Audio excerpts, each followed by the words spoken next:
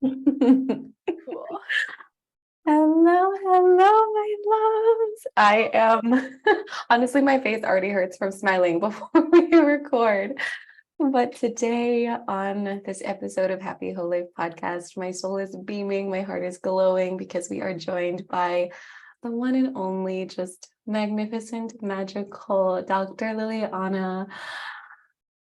My whole soul is purring, and what's actually dropping through right now, I'm like, I want to introduce you, but I just have to remember and share this moment of when we first met. It was 2 years ago. I feel like the first interaction I had with you was I hosted this free workshop, and you came to it. And I remember afterwards you tagged me in these stories with these pictures of you embodying your inner child, and you were in the sun. And I just remember thinking and feeling just so instantly connected to you, Liliana, just your energy, the way you radiate love. And it surprises me 0% that you ended up in this beautiful work that you do around pelvic empowerment. And I will let you introduce yourself and all of your magic in just a moment. But I just feel like my inner projector just wants to see you for a moment and just reflect to you just the deepest nourishment that you are to this planet. I mean, just I'll have Liliana's information and everything linked in the show notes, but I really invite you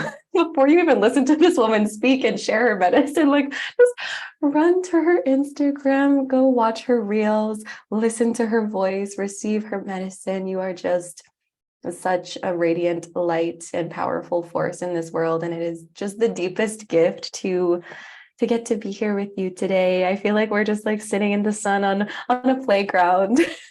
But with all of that, Dr. Liliana, hello. If you'd like to just introduce yourself and share a little bit about your work in the world. And then I'm like, I want to ask you about your story in so many pieces, but hi. Thank you. Oh my goodness.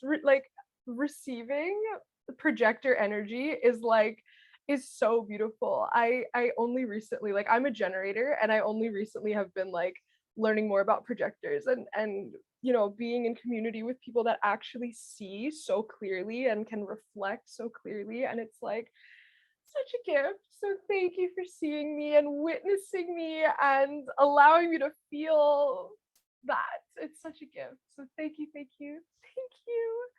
Pleasure. It's a gift to be here with you. I'm so just soaking it in. Thank you. Okay. So what am I like? I'm like, now what? I introduce myself. Yes, tell us. First, I'm so curious, if you want to tell us where in the world you are, and also Sure. about your work, because I feel like when I say, something like pelvic empowerment, I feel like some of my listeners, I know some of my listeners, they're like, I know exactly what that is.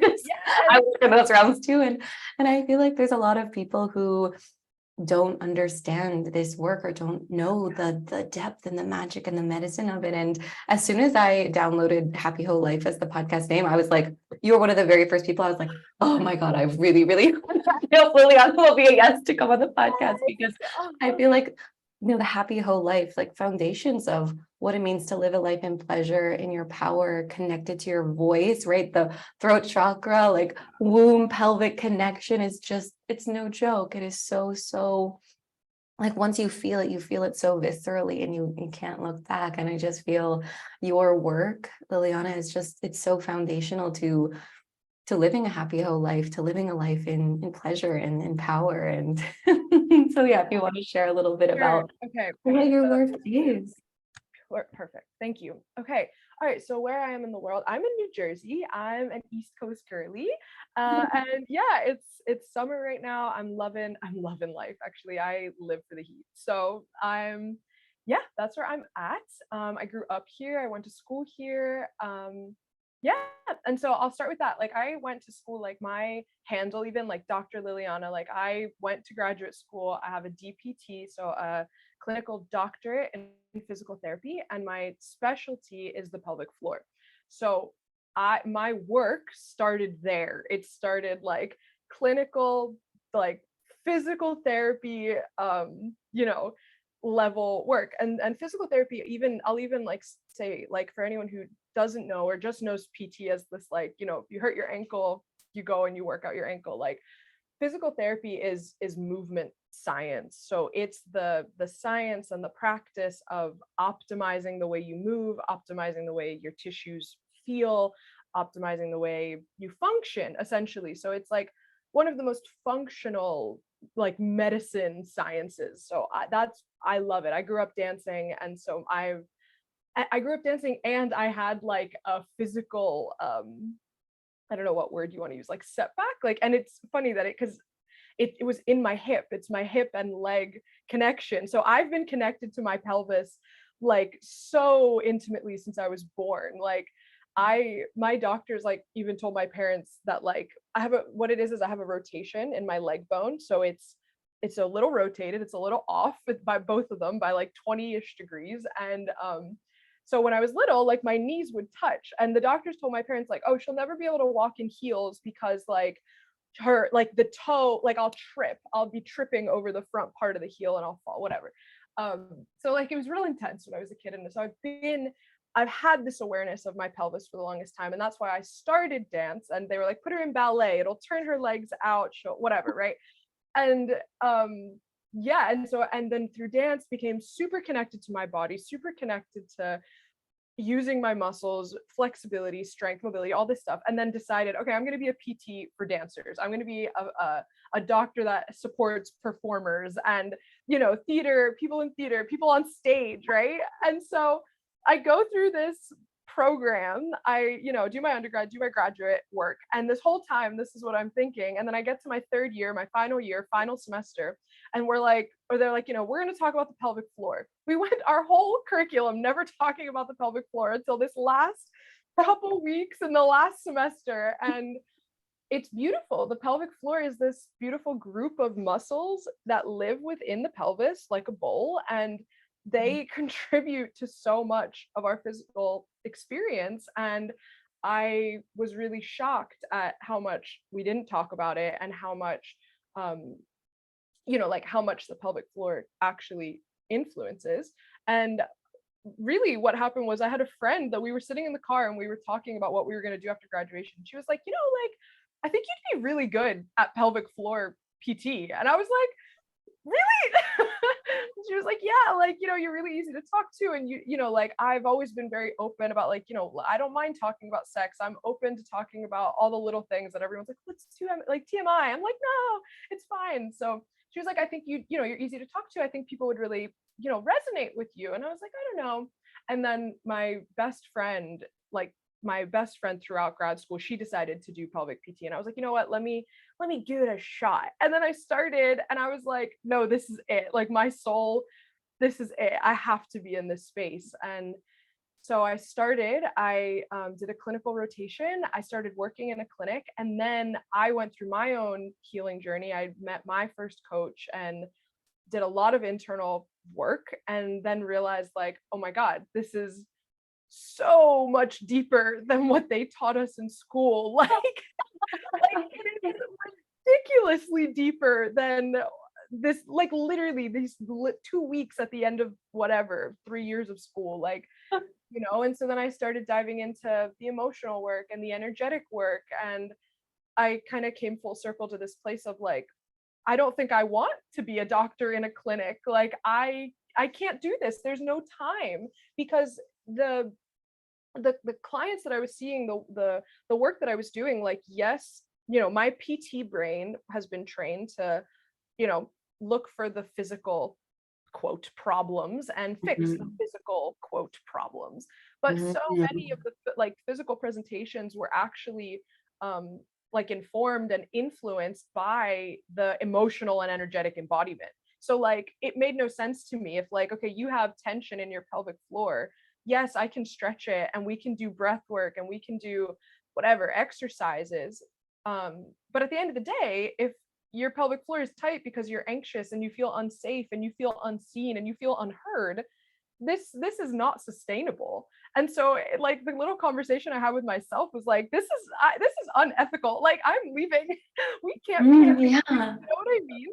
So there was a really interesting kind of like turn of events at the clinic that I was working at, and it really aligned that it's a kind of in-depth story. I'd be happy to talk about it if we have the time and space, but essentially I came to this place where the decision was very clearly laid out in front of me. Like, do you want to stay in this place that feels, low key, not aligned, or do you want to take a leap and just do your own thing and see what happens? And I remember my coach at the time, I was like, I'm going through something really intense. I'd love your support. She was like, I'm just going to pull cards. I'm just going to pull cards. Like, she had no idea. She pulls two. One card was very just like supportive energetically, and the other one said self-employment. She was like, I don't really know if this has anything to do with what's going on for you, but this is what I pulled. And I was like, yes. Wow, that's weird, divine. Yeah. So that was how I started, like, in this work. And that was, like you said, it was about 2 years ago. And I started finding people like you, people that I resonated with, people that could support me in this, because then business ownership is its whole other game of healing and deepening. But Yeah. So it's been a journey, but that's how it started. Well, I don't know if I've ever heard the full story of how you landed in this work, and also that point that you found yourself at of, like, this actually doesn't feel aligned anymore. Like, this doesn't feel ethical. And I actually resonated a lot when you said that, because I felt a bit similarly back when I was a nutritionist helping people heal autoimmune disease. I was like, I'm telling people about supplements and food, which, like, great. But I had this sense too. I was like, there's definitely way fucking more to healing autoimmune disease than like what you're eating. Because for me, I was like, my healing, I got better. And then I plateaued, and I was like, am I just going to be at 50% for the rest of my fucking life? Like, I don't think so. Yeah. And that's when I was like, okay, fuck, I guess I got to face my shadows. Look at this trauma that's in my body that I've been clinging on to. Actually meet myself and face myself. And I felt really similarly of like, not that there's anything wrong. Like, I think nutritionists, of course, God bless nutritionists all over the planet. They have their place. Same with, pelvic floor PTs. Like, oh my goodness, yes. And for those of us where it's like your soul gifts, like, they're just different. Like, it's like a subtle shift in soul coordinates of, I appreciate the background and all the knowledge and wisdom and education that I've learned. And like, I feel for you too, Liliana. It's like your soul is just meant to go deeper with people. Like, your gifts are beyond just what we can accomplish in the physical realms. And same for me. It's like my gifts are much deeper than what we can accomplish in terms of what someone is eating and feeding their body, even though I do believe that to be so important. And one thing that came up too as you were speaking, just that importance of awareness of how our emotions and feelings and thoughts can impact our experience of our physical body. And I'm curious for you, like, when working with the pelvis and working in these realms of empowerment, I'm curious if you have any just like places for someone to start, because I was actually thinking of myself when, as you were speaking, like a moment in my timeline occurred of when I had like really bad pain. Like, sex was really, really painful for like almost an entire year back in like 2018 or something like that. And it was the kind of thing where you go to all the doctors and they run all the tests and they're like, nothing's wrong. There's nothing wrong. Like, it must just be like something we don't know. And I was like, I think I can settle for that. But it was the emotional healing. It was breath work. It was downregulating my nervous system. It was connecting to my sacral, dance, hip movement, like all of these pieces that I feel like, you go to the doctor and nobody talks about these things. And I feel like your work is just, it feels like your work is like drawing this line in the sand, and it's like a stand for, like, there is more for you. Like, there is more for you. And like, I just feel like your work is just, it's so big. It's so meaningful, like helping people like feel safe in their bodies, helping people learn how to understand the connection between their emotions and their bodies. But anyways, that was a very long-winded, just adds everything you said. But I'm curious, I think the question I asked was, any tips for people of like where they can begin to connect with their pelvis, their pelvic floor, start the process of like getting in there a little bit, getting comfortable? Yeah, I love that. And I'm gonna just like, I'm gonna write like first steps because I love that you riffed, and because like I want to speak to the whole riff. Like I adore you. and I'm like, yes, we need to talk about that. And I feel like first steps are like, I definitely don't want to forget that. But no, like there were two things that I wanted to share besides the first steps. And like I think I'm gonna work backwards. Like one of the last things that you said of like it's so big, like I like so feel that. And like in this last year have like decided to like really rebrand outside of myself. Like it's not just Dr. Liliana, like to create the pelvic empowerment movement was so important for me because it felt like I was on my personal page, like it felt like I'm speaking to so many people and I'm trying to incorporate like parts of myself, but to have it separated out gave me an opportunity to really feel into like the pelvis is so many things. And like, and again, like quote, like it speaks to so many quote unquote like diagnoses, right? And like, you know, pain with sex, pregnancy, like painful periods, you know, endometriosis, like all of the little things, even like gender transition and like, you know, self-love, body love, things like that. Like all of these different categories of pelvic embodiment exist. And like it's the underpinning that's all the same. Like you said, like this feeling of, do I feel safe in my body? Like, do I feel pleasure in my body? Can I tap into my creation energy and my play energy? Like, how accessible are these like fundamental truths of life that so many of us don't have experience being in because of, you know, our culture and our society and like, you know, where, you know, our parents came from. Like even me, and I'd love to hear if you have any resonance here, but like I'm a daughter of immigrants, and so like even that, like that storyline of, you know, scarcity and we need to prove ourselves in this country and like all of these things, like there was no room for let's talk about safety and pleasure and play, like all of these things, you know, that are. And I always say, like, you know, when we look at the chakra system, like there's a reason that root is first and sacral is second. Like like like we have to be aware of these energies and these embodiments if we want to travel up the channel and experience power and love and our soul voice expression and intuition and connection to the divine. Like we have to feel safe and playful and pleasurable and fun, you know. So yeah, that first, like I'm over here crying. If you guys want to watch this is going to be on YouTube as well, our video.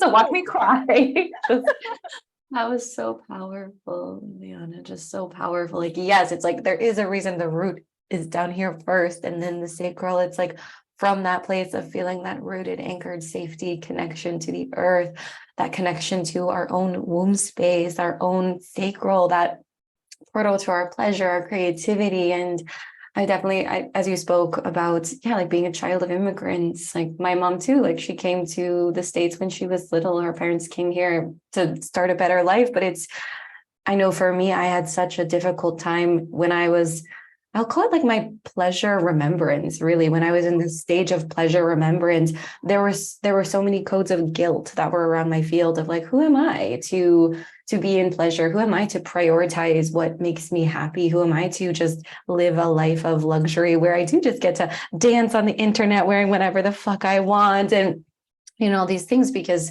you know, we can tell that story. And I know actually many of my community members have experienced similar things, whether it's immigrant guilt or just feeling that sense of, who am I? Like asking that question when if every woman in my lineage, if all the people in my lineage have had to sacrifice, where there was no opportunity, there was no spaciousness to be like, what would be pleasurable to me? There was no time to pause and slow down and be like, maybe I'm going to do some breathing with my womb space or things like that. It's like, that was my grandmother, my homily, my mom, they never had any opportunity or even any inkling that such healing and power existed. And I know for me, when I started to reclaim that for myself, I had to really drop all the way in, connect to my ancestors, and realize that me doing this for myself isn't selfish. And in fact, it ripples back to them. They experience the pleasure, the liberation through me. And I feel like when we can get to that place of connection, which again, like connecting to my womb space, connecting to my sacral, my root, like I feel I always receive my Harmony's energy as red. Like I feel like she is so connected to my root. And it was only when I actually dropped in and really connected to those parts of myself that I could even access the, oh, of course they want this for me. Of course. So cool. Like, who am I? Like, I am the one. I am the one to change this pattern in my lineage. And I feel that so strongly for you as well, Liliana, like just the vibrancy and radiance and just vitality that you bring to the world. It's so potent. And that was okay. That was first thing. Yes. First beautiful, magical, amazing topic. Yeah, thank you. Yeah, and I so appreciate those reflections as well. Like, I love this conversation already so much. Me too. Soul dancing. Ooh, yes. Yeah. Yeah. And then the second thing I wanted to bring in was the when we were talking about like the body being like a direct reflection of what's happening emotionally and energetically. And like this is why like I have a very, I feel like, special relationship with like with science and like logic and intellect. Like I, even though I have stepped away from it so hard, like I am still in, I have my own version of it that I'm just like in such deep resonance. Like I'm like, I love data. Like I love the science. I love, and I just have this deep, like, yeah, like I have this deep, like, I don't know, connection to it where like, even in my work, like when I, the way that I structure my work is like, especially like in connection, like in one-on-one, like we go in order of like know, love, listen. And this know piece I have found to be one of the most fundamentally like mind, like paradigm shifting pieces, because when you can look at what your body's doing, what your body's saying as objective data and not data that's out to get you, just this data, it's that feeling of like, I'm seen, I see it, I get it, I understand it. And when you get it and when you understand it, that's when you can transition to, oh my gosh, I love it, I have gratitude for it. And then it's like, oh, I have gratitude, now I can listen, I want to hear what you have to say. So the same way that we build relationship with each other, of like, Michelle, I want to know you, I want to know your story, I want to know your layers so I can love you and so I can receive you. It's the same thing with the body, with yourself. And when it comes to like our body's like signaling pattern, every thought that we have, every emotion that we have is coded chemically in our body. Like I have the thought of safety or I have the thought of fear, and that thought needs to create chemicals so that it can send it down the rest of this body, the rest of this physical body, and tell it what to do. So every thought that you have, a little, whether it's a little or a lot, is translated in the body, is translated into the tissues, into the fluid, into the water, into the fascia. So, and again, like that moment of like, oh, I know that makes sense. Now I can love and appreciate how my tension is my body speaking to me, how my pain is my body just reflecting some place that I've already been internally.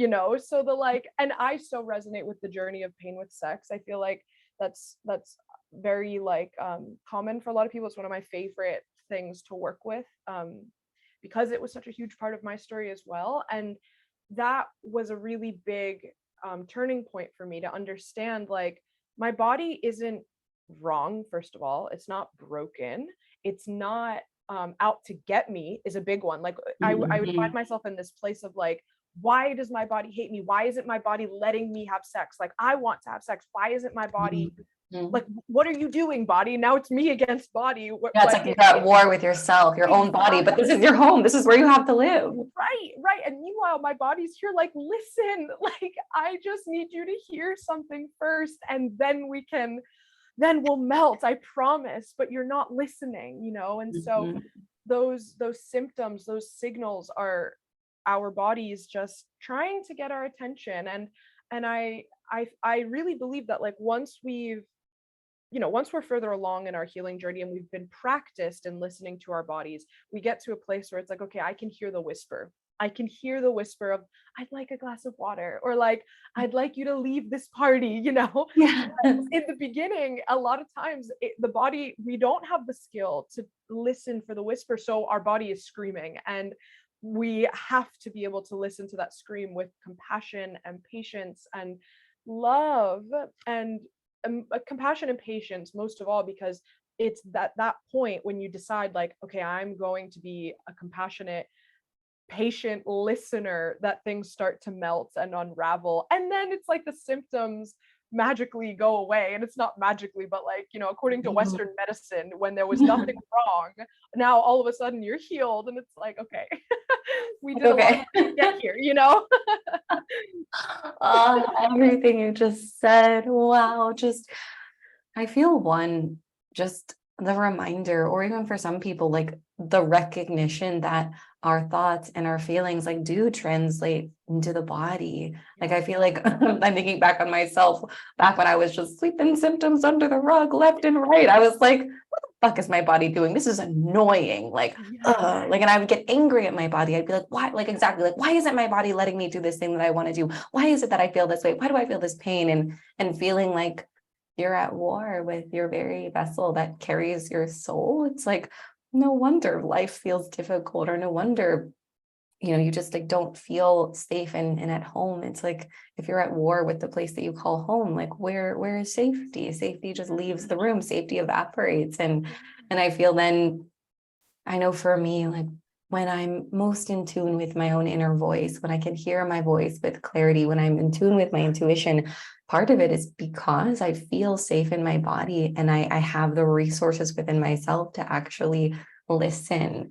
Versus, I know for me, when I was in my whole autoimmune crisis and I was just like flailing and freaking out and panicking left and right, it was like, it was just a panic spiral. And the voices within my body that were trying to reach me, they just got whooped in with all the chaos and the tornado. And I always think of it like, even when life is chaotic, or even when symptoms are chaotic, it's like there's like this like crazy tornado spinning around. And I always ask myself, no matter the chaos, no matter how big this storm is, there is an eye of the storm. There is a pocket somewhere in the middle of this storm where I can relax, where I can ground, where I can hear myself again.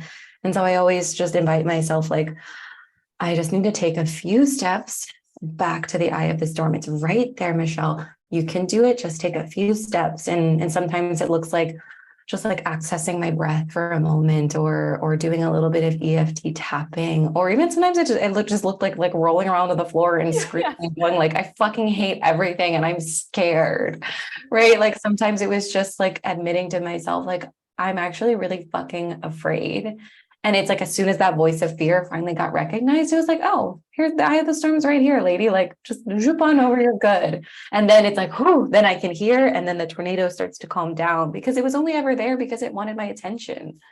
Yes, yes. And I felt so many tears like coming through me of like, because even hearing you say like, I don't know exactly what words, but basically like you, it's so close, like it's okay, like it's right here, like I got you, like just come, it's Mhm. okay, like it's so beautiful. And I think the reason inner child healing for me stay is so close, like I'm and like my husband and I, like he's always like, we're always in our inner children. And it's like, I think a big reason for that is because like it's there's so much that like, and I know for me, and again, like I'd love to hear if it resonates for you as well, but there's so many things that I needed to hear as a child that I didn't.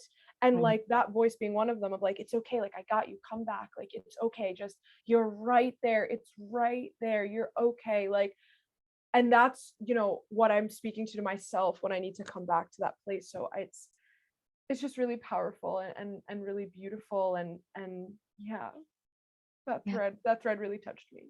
me as well. I know it's like your energy brought that forward out of me. And I love that you brought up the inner child as well. Because for anyone listening, even before we hit record, we were talking about like our inner children, and visualizing as if this podcast episode is just our two inner children just on a playground, like crouched down together. I'm like whispering secrets and talking to butterflies. And I just like, I feel that as well. And what's coming through now is even, the ways in which connecting to our inner child can be such a portal to so much healing. Like even thinking back to the time frame when I was experiencing so much pain with sex, like you go to the doctor and they don't normally prescribe, go on a date with your inner child, do some painting, do something fun, go do cartwheels, go like do something, go swim in the ocean, go frolic and pretend that you're a mermaid, right? Like you don't normally get those kinds of things.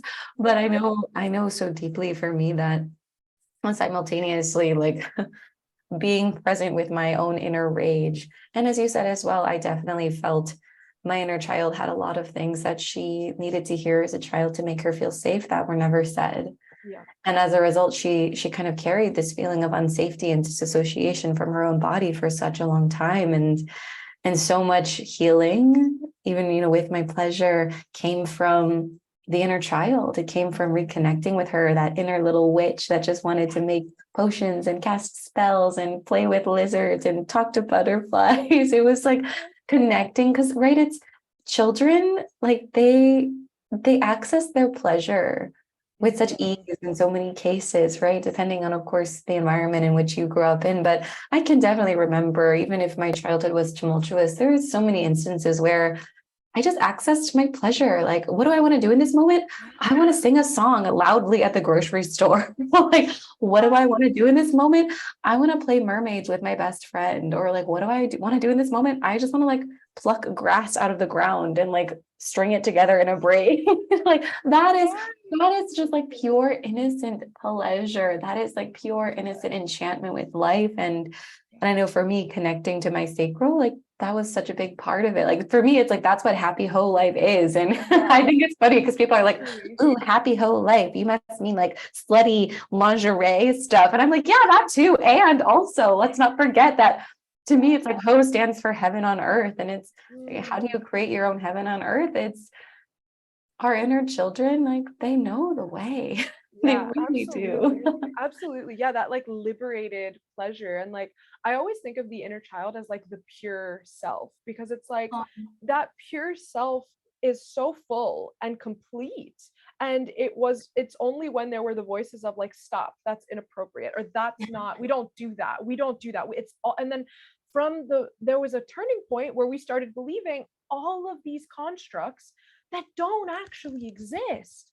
Like none of them are real. You know what I mean? It's all like, what does your culture say is appropriate? What does your state say is appropriate? Your country, your whatever. But like at the end of the day, like none of it, no like measure for like behavior is actually objective. Like it's all subjective based on what we've decided we want. Like the only rules are the rules of the earth, and like the rules of the earth say like you are loved and welcome and you are here and you get to do whatever you want. And it's so beautiful, because even in that there's even like the recognition of life and death and pain and like all of these hard things.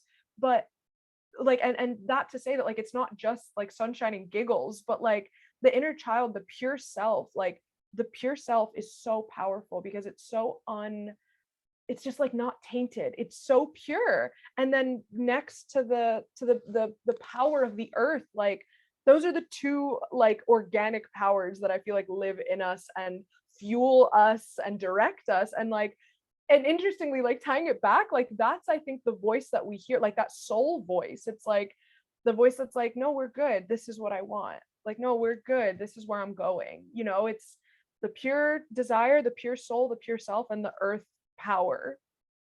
My God.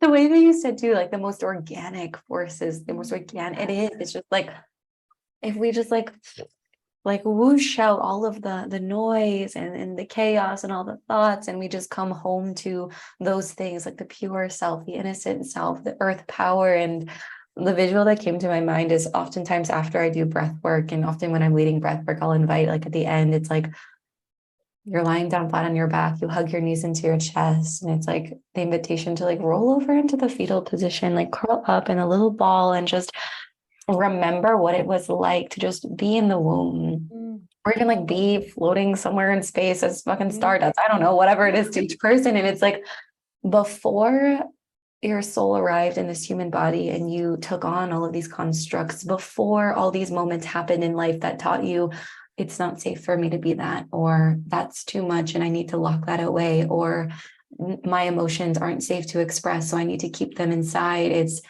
if you can connect to that, just like that time before all of that was placed upon you, it's reconnecting with that innocence, that pureness, that just, again, like that earth frequency of like, you're in your mother's womb. It's like the earth is holding you, your mother is holding you. You're so, so, so safe. And I feel like for so many of us, it's when we can learn and remember how to access that innate safety that is our birthright. And sometimes it's, there's a lot to move through, but when we can come home to, I'm safe in this body, and my body is my home, and I'm safe here. I know that was like a mantra that I repeated to myself again and again and again as I was healing autoimmune and dissolving that idea that somehow our bodies are against us, or our bodies are a place where we need to be like at war, ready to put on a fight. It's like, and as you were speaking to, one question that came up was, I'm curious, even for you, Liliana, your journey with your inner child, or even with your inner teenager. Yeah. Like, was there a point in your life when you started to reconnect with that part of you, when you started to remember, like, hey, there's this playful innocence within me, and what does it look like to access that again? Yeah. And I love it. I feel Mhm. like my inner child healing, I feel like that was the biggest thing that I navigated when I started receiving coaching, when I had my first coach. And like that was so transformational for me. Like my coach, her name is Chelsea Mitless. She's amazing. She's my best friend now in the whole world. And I Aw. recommend her coaching to everyone. Like she's so like attuned and just she was perfect for me at the very least. It was Yeah. everything I needed. And I remember we connected and it was just one of those like soul yeses. I was at a very like pivotal point in my life. I was on a hiking trip with my cousin that like I had like only seen as like a kid. Like we barely like tracked through life together. And then she was posting that she wanted to go on a hiking trip and she was going to go alone if no one was going to come. And I was like, I'll come. And we just connected for a week and she introduced me to Chelsea. We did like one of her workshops and my soul was like, you need to work with this woman like immediately. And I was like, okay. And I'm so glad I trusted it because my body, even though there's so much healing, there was still so much healing to be done. Like that was clear, and that was really beautiful. And I'm really proud of that version of myself that she was like, yes, okay, I don't have this money, but I'll figure out a way to make the investment and whatever, but to really just say yes and follow through. And I remember when I started working with her, she asked, like, is there anything you're like specifically interested in? And I remember being like, well, I've heard of this like inner child healing. I don't really know what it is, but I think I need it. And so like I remember like it was so funny because she had like a 12-week program that like every week there was like a lesson, whatever. And I had asked about this early on and she was like, well, this isn't in order, but we do it. And like that we focused on that so much. And it was huge for me because I do think that like, you know, the some of the little like factors in my story, like my parents immigrated from Italy and like I'm the firstborn and you know being with them as they like built a business and had their own issues. And my brother was born when I was 6 because I really wanted a brother. And once he was born, like there was a part of me that really took on taking care of him because from 0 to 6 I had felt so not seen in so many ways and not like tended to in so many ways. That's a big part of my story, feeling love around me but not love the way I need it. Yeah. So and so Yeah. yeah, so like all these little pieces, like and like I said, like really taking on it, like being his like caretaker in a sense and making sure he felt seen. So 0 to 6 was a huge like time in my life that I had to go back and heal. And that version of me is the version that really needs like to be seen and heard and validated and loved on. And then like, I don't know, like 6 to like teenager is kind of fuzzy, but then like my teenage self, I needed to revisit with a ton too, because I was so deep in like purity culture from like my whole life. Like I grew up in the church and then was so deeply entangled in a way that I'm like just glad I was able to remove myself from it. So, you know, my inner child healing happens in kind of like these two big areas, but yeah, it was really liberating for me to feel that everything that I thought I needed from the world, from other people, from whatever, like I could offer myself, and that like I was enough, and like period, like done, you know. And that sense of like peace and groundedness and like self sufficiency, I feel like was a really beautiful portal into the like, it doesn't matter what other people are saying. Like, you know what the pure you wants, you know. And all those little things that you had said before like so resonated, of like, I want to roll in the grass, I want to pick the grass out of the, like, Michelle, one time I went into the woods with Julie and my husband, and we were like sitting on the ground, and he was like, oh, he left, he went to go get something, and I was like, I was so fully in my inner child, and I picked up like these little dried pine needles and a little half acorn and like like a million little things, and I made a little dinner spread. And he came back and he was like, what is this? I was like, well, this is a pine needle soup, and this is like whatever it was, like there was a bunch of little things. And it just it's been so liberating to allow these expressions to come through. It's just like, it's just fun, it's just play, I'm just here and I'm just now, and there's nothing wrong. One of the biggest things I had to heal like from was my dad's voice so strongly in my head of like, there's a time and a place, we don't do that, like there's a time and a place. Like I used to hum all the time and sing and like make sounds, and he would always just be like, now's not the time or the place, now's not the time or the place, you know. So to really let your go voice of, like, just got stuffed down. yes, exactly. And like, and even to connect it back to the pelvis real quick, like we had like, yes, like our body holds tension all over, like kind of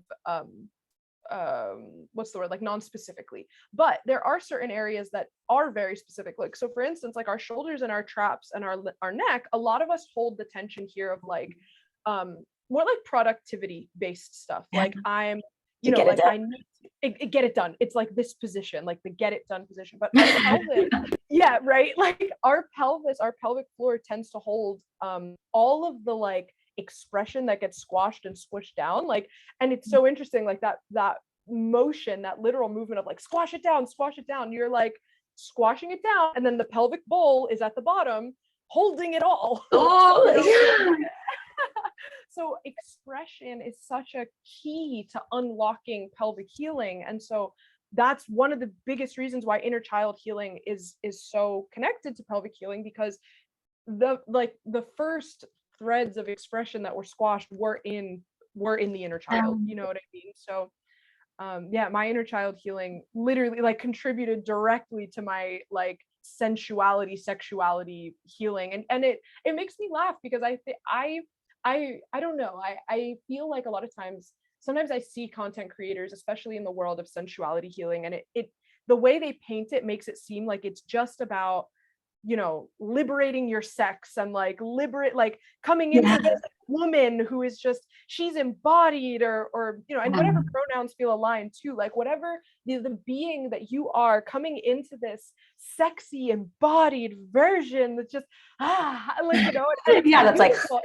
Yeah, and it's beautiful, but like I find that comes as a result of the like go the other way, like, you know, like let your inner child speak, let yourself roll in the dirt, like all these other things, like liberate your voice, liberate your song, liberate your dance, and then like guess what, you're gonna walk into sex and out of nowhere you're gonna be like, wait, I know what I want, I know what I want for it.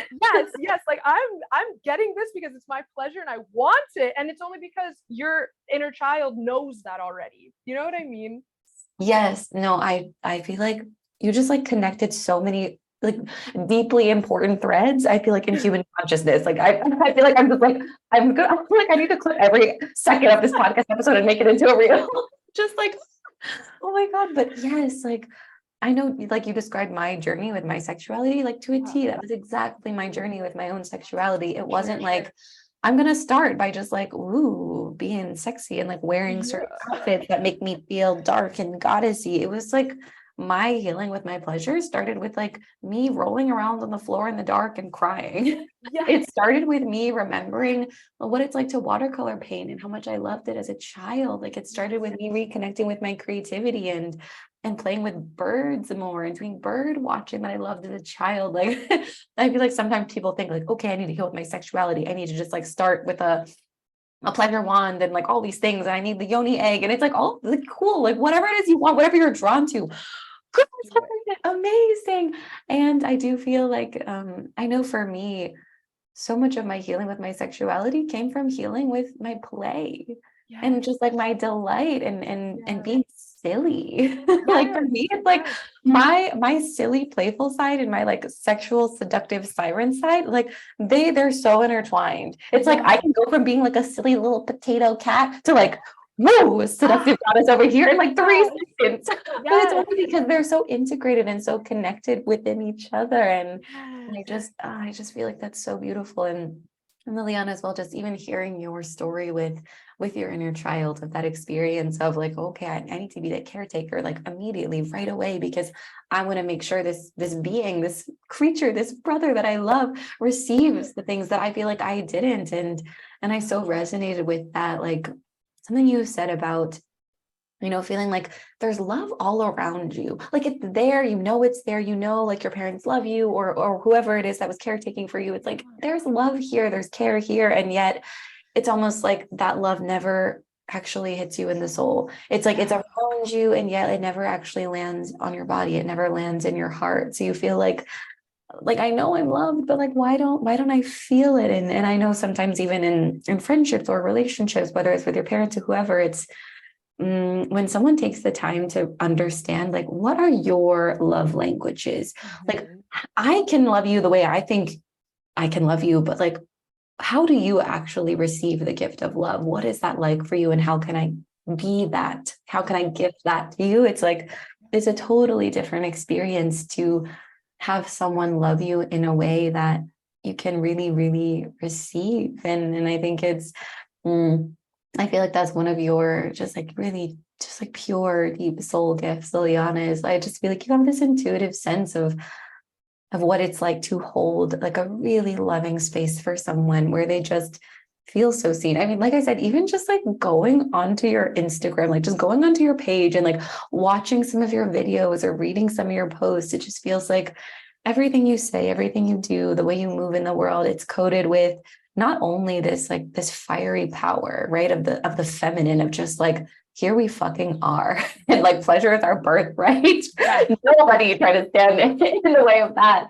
But it's like that potency and power and fire is in your world. It's like you deliver it like how I describe it, it's like wrapped in like a golden silk blanket, and you just like whoosh it out into even like just I'm going to go back and listen to this podcast like 10 bajillion times just to like receive like the fire, but delivered in this just like vehicle of love and grace. And I just like hearing the way you healed with your own inner child and pouring all that love into yourself is just like it makes my soul melt in the best possible way. Thank And you. my pleasure. And what was coming through? Well, one, even just tuning into our collective threads here, if there are any other things that you're like, oh, my soul like needs to say this right now, or like this needs to be witnessed, this wants to be heard or seen.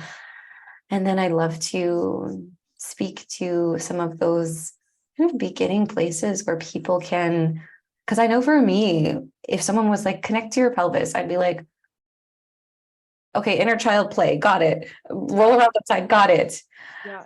All these things. But sometimes I feel like we can make healing be way more complicated than it needs to be. When sometimes the healing begins in the soft moments made sacred throughout your day. The healing begins when you take even just like one single deep breath. The healing begins when you feel whatever feelings arise, you decide, I'm going to look inward instead of looking away. It is so easy to look away. We're so conditioned to like look away. Whatever's happening, I don't want to deal with this. But it's, even if you can look inward for just a moment, it like sends that signal to your body of like, oh, and to your inner child too, of like, oh, wait, there's somebody here now. Like, I'm not here. I'm not alone. There's somebody listening. There's someone who's got me. And it's like, I feel like that's the greatest gift in the human experience, to just like so deeply have yourself with reckless abandon and love yourself with just this ruthless conviction. I feel like when I landed in that portal of my human experience, I was like, damn, yes, this is it. Like, this is what life is about. It's from that you can let so much more love and abundance and magical things in when you have that foundation of, I'm safe with myself and I love myself and I love who I am. Yeah, I totally agree. And I feel like it's so like ironically simple, you know, and like, and in this world where, like you said, like we're taught to outsource to the medical professionals, outsource to whatever, you know, other people, your friends even. And it's just so true. It's so simple. Some of these base like fundamental concepts, and it's like, and in a very real way, it's like once you know that, once safety feels available, and once like connection to that voice feels available, like in a very real way, it's like done. There's nothing left to do. Now I just am living life in this spiral of like deepening and revisiting like similar patterns, but deepening every single time, because there is no end goal.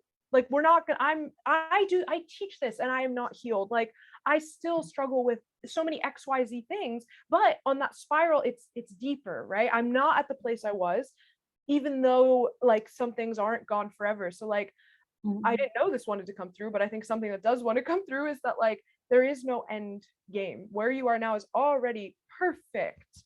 So perfect. And it's just getting to that place of truly being able to self-source your safety and your love and your abundance within yourself, and trust. And once you have that, you just do in life, you know? And so I'm happy you brought that in, because that was perfect. That is just such an important, I just feel like pillar of a life, if you will, like truly, truly. And I feel as well, just that energy of, you're not wrong for being where you are. I know for me, for many years, it was always that story of like, I'm wrong. And it's like, man, if you wake up every single morning of your life and you make yourself wrong for being where you are, it zaps your energy. It is so exhausting, because again, it's like, it's that similar thread of being at war with yourself of, I'm not far enough along. I'm not, or even for all my entrepreneurs, fellow coaches, anyone listening, that I'm not healed enough to help anyone. And it's like, sure, none of us are ever going to be perfectly healed. And I know for me with autoimmune, that was definitely like a grippy goal that I had. I was like, no, I want to be perfect. My labs need to be perfect. I need to have no symptoms ever again. And it's like, what? I'm not going to be happy in my life until I never, ever, ever experience a flicker of a symptom of autoimmune disease ever again. Like, no, or I can decide like, flickers of symptoms may arise, and it doesn't mean I'm falling back into a black hole of sickness, or that everything has gone wrong, or I've done something wrong. It's just like, oh, I'm a human experiencing life, and life comes with waves and ups and downs. And I love how you described it as the spiral, but it's like, life can spiral around us. We can spiral with life, but it's almost like, rather than feeling like the victim who's just like helplessly spiraling down some hole, it's like, or we could turn this into a dance party. And like, okay, if the dance party is like, this is the vibe at the moment, like, okay, I can dance and do a little spiral. We can go down here if we need to go down here. But it's like bringing, again, that inner child innocence, playful, light energy back to healing, and also not making ourselves wrong when healing is like pretty fucking intense, because sometimes it is. Sometimes it's so intense. Absolutely. And like that was this was the thread that came through that I was like, I have to share this. Like my work, like the empowerment piece is like so big. And like the empowerment to me is just like, I see everything in front of me, and I choose this shamelessly. So like, if that means on a day that, right, like on a day that your healing feels really intense, and you look at your options and you're like, I'm going to choose shamelessly to stay in bed and let myself rest. That's empowerment. Empowerment isn't just, I'm going to get up and like have my morning routine and da, da, da, da. Like, no, Yes. you don't have to do that, you know? And again, like kind of tying it back to that thing of like knowing that, like, I know, it's being able to look objectively and say like, I know, even like another like example would be something like birth control, right? Like, I know these are my 10 options, or these are my 5 or whatever. These are all of my options. I am fully informed about all of them, and I shamelessly choose this, right? It's not just, okay, you have to be doing fertility awareness because it's holistic and you're tracking and you're not putting any chemicals in your system. Like, great, if that's what feels empowering to you, I fucking love it. Do it. I'm going to support you the whole time. But if you're looking at all your options and you're saying right now, hormonal birth control makes the most sense, that's what I want and need, like, fuck yes, like I'm with you, I support you the whole time. Yeah, like that's your empowerment. So like that, and so like pelvic empowerment, like my work is this thing of like, we are going to educate and inform, understand everything that we can, and you're going to choose what feels best for you, and I'm going to stand in the background and cheer you on, you know, like that's it. Oh my God. My soul is literally like screaming on fire. Yes. Like I'm so glad that we like tuned into any lingering threads that were like, this needs to come out, because this is so important. Like this, I love the way you described your lens of empowerment, because I do feel like sometimes empowerment can get like shoved into these boxes of like what empowerment is supposed to look like. And it's like you said, I love the example with the birth control. It's like, ooh, like if you were really like an empowered woman, you would choose fertility awareness method because like that's the most natural one. And it's like, Right. no, because then it's like, oh, and everyone makes a different choice. It's just shameful and has something to be ashamed of. Like, what? No, of course not.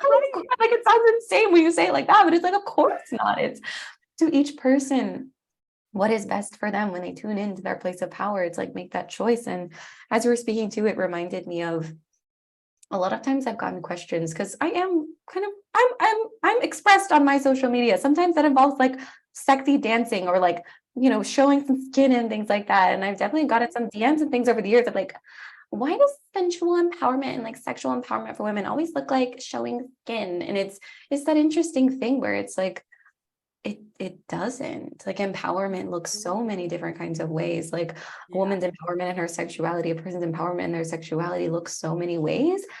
And to me, it's almost like I show my empowerment in so many different ways. I show it from, like you said, like canceling calls if I'm not feeling well, or you know, like us having to reschedule yeah. twice.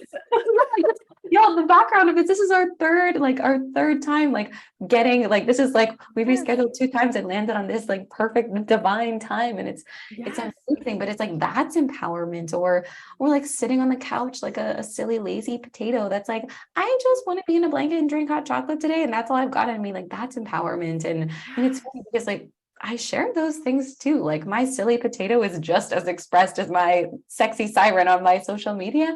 And it's so interesting to witness, like people notice the side of the empowerment that maybe feels more activating. Like seeing someone be silly is maybe not as activating for some people as seeing a woman or someone like be expressed in a way that they haven't fully accessed yet. But I just feel like that conversation and just that door opening of the reminder that empowerment in all its forms, whether it's sexual empowerment, whether it's pelvic empowerment, whether it's, you know, anything at all, it gets to look however the fuck it looks for you. Like you're the only person who has access to that place of power that lives within you. Like you're the one who gets to tune in and listen to that voice and make the courageous choice to follow that voice. Because sometimes we hear the voice and we're like, nah, which also is okay, right? It's like that having the grace with ourselves as we navigate being human beings on planet Earth. But let's see,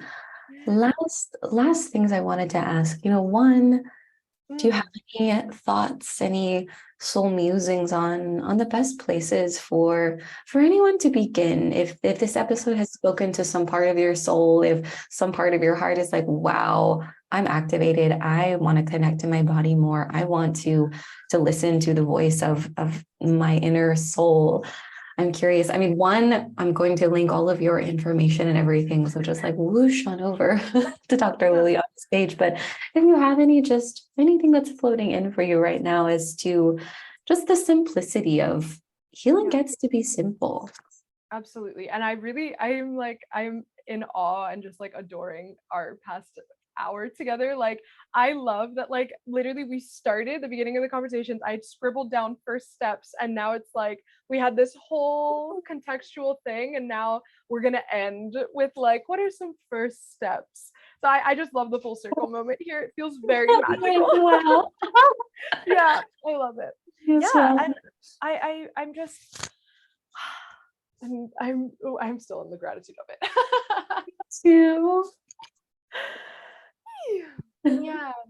I really love what you said of just like, it gets to be simple, like healing. And if this feels like a beginning first step for anyone, like, it does not have to be anything crazy. And I think one of the most foundational things that we can do is to bring our touch to our pelvis, because there is so much rhetoric and narrative and implied narrative around shame and the pelvis. And so, like, to be able to bring a touch that is intentionally not like just practical. Like, I feel like we touch our pelvis when we're trying to get something done, like, okay, I'm putting on lotion, or I'm shaving, or I'm, even self-pleasure can become productive sometimes, like, oh, I'm doing this because I have to orgasm, or I'm meeting my partner and like, because they want sex, or I want sex, but whatever, like, all these things. Yeah. So I think the very simple practice of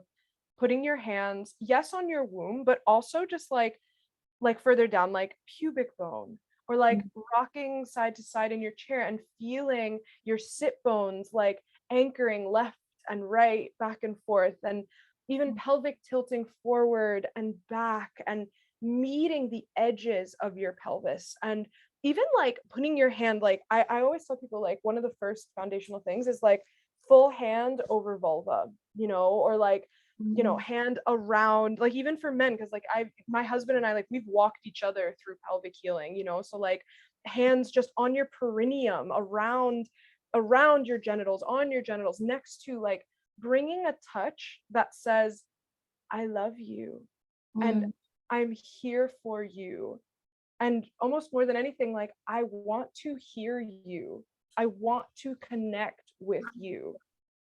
Yeah.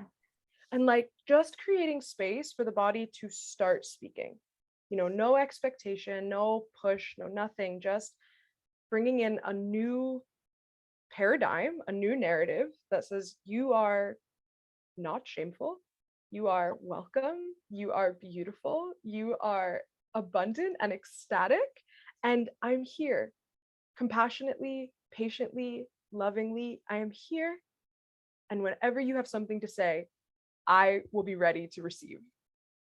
Oh. I feel like my whole body just like, I feel like I just want like a mini guided meditation right there, just like, I'm here. And I love what you said too, of like being there without expectation. Like, okay, I put my hands, I'm listening. Where's the voice? Like, talk to me. It's like the same way you might approach a child who has maybe been afraid, or has maybe experienced something that was shameful, or they felt embarrassed about, or they felt like they needed to hide. It's like the same way. You don't just walk up to a child and shake them and go like, okay, open up now. I'm to open up. It's like, that's crazy. How do you do that?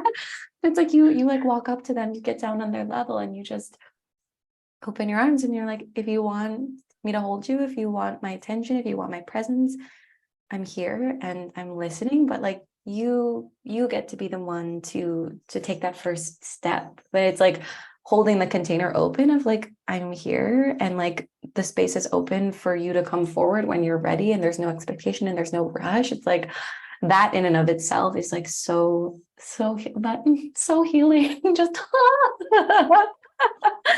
Yes. Yes. Thank you for your wisdom. Like just the deepest thank you. I'm thinking of another word, like thank you. Like in Korean, we say that 감사합니다, 고마워요. And I'm trying to I'm just expressing my gratitude in every way that I know possible in this moment, Liliana. I'm just expressing just the deepest gratitude. And I just like, this whole time as you're speaking, like, I don't know how to describe it. It's almost like your words, I could feel and see the soul who's going to receive them. It's like, I'm like, oh, whoever that light in the world is, like, yes, your medicine just got like delivered to them. Like it's on their way to them. They're going to listen, they're going to receive, and it's going to be so impactful and meaningful. Like just the fact that we had this conversation, I feel like the world is a better place. Yes. I always love to close out podcast episodes with an invitation for celebrations or acknowledgements. So I'm curious for you, Liliana, is there anything you want to celebrate today, or anything you want to even just acknowledge about yourself and see about yourself? Because that's also the medicine of happy whole life, right? It's a life lived in celebration of self. Yeah, thank you. Oh, that's really beautiful and powerful. Okay, what's coming through really clearly, I want to celebrate my bleed because she's arrived today. Welcome. Oh, I'm welcoming her Yes. with open arms. Yes, thank you. Yeah, and even our kind of like pre-show connection when we were talking about like the power that comes through with your bleed. And so like I'm celebrating my womb and all of the power and wisdom that's coming through as I bleed, and the version of me that is wise and powerful and bleeding. I deeply celebrate. That's just the most beautiful note to close on, like Yeah. celebrating blood, celebrating our wounds, celebrating, the cycles and the seasons that we all go through. Yeah. Yes. Thank you. That feels so nourishing, especially because of how much I feel like how many narratives around how awful of a time this is, Yeah, so just like, no, bringing we're changing the narrative to yeah, celebration yeah, and love and exactly. care. That yes, feels so like powerful to just speak that out, especially knowing of like it's one thing to speak it out to like a friend or whatever, but knowing this is going to reach an audience, like celebrating my bleed, and thank you for celebrating my bleed with Yeah. me. So thank you.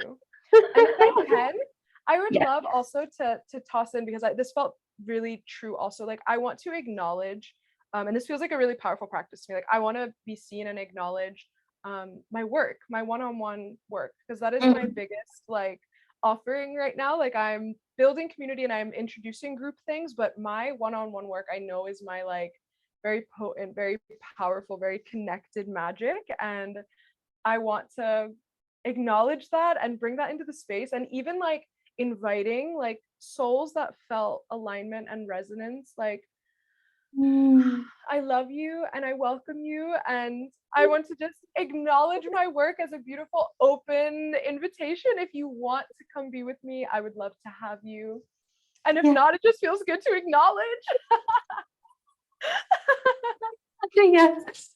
Lily, like if that wasn't just the most beautiful, and for those who are listening and perhaps not watching on YouTube, like when you extend that invitation, the way your arms just naturally opened, like it was literally like it's the same thing. It's like, I'm here with open arms. If you feel a soul purr, if you feel a sacred yes, like walk on over. And even just the way that I receive your energy, Liliana, like even just like I feel like in this podcast episode, we're kind of like holding each other in a way, right? And it's just like even like the experience of being held by you on my own podcast, I'm like, people then drop into your one-to-one and it's like 10 bajillion layers deeper of just being so held and seen and loved and empowered and supported and celebrated and just all of those things. So I'm like, yes, anyone who felt a soul resonance, I will have all the links in the show notes, like just like float on over to Dr. Liliana's page. Like that's just what I see for everyone. And just a final just deep bow of celebration and gratitude for you, Liliana. This has been, I'm just going to walk on cloud nine for the entire rest of my day. My week is just coated with this golden nectar frequency that you just radiate. So thank you for being here and sharing your medicine. It means the absolute world. Thank you. Thank you for having me, for inviting me, for thinking of me. That's such a soul thing for me. Like, thank you for thinking of me. I adore you, and I adore all of the healing I've been able to tap into because of you.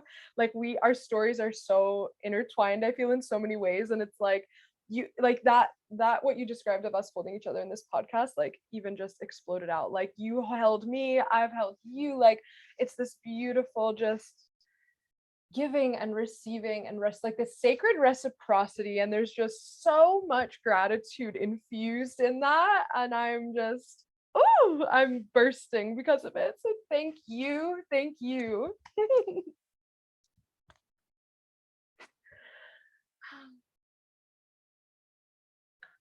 I can't hear you. Here we go. Who knows? But oh my God, that's so funny. It's like the last thing, and my mic was like, no. The last thing I was going to say is, for anyone who feels this whole resonance, if you have any takeaways or anything, feel free to take a screenshot. Feel free to tag me and Dr. Liliana as well. I'd love to hear anything that has come forward for you in this episode. And on that note, my technology is like, we're done for the day. Let's close it down. So we will close this magical episode, and just so much love, and thank you everyone for listening.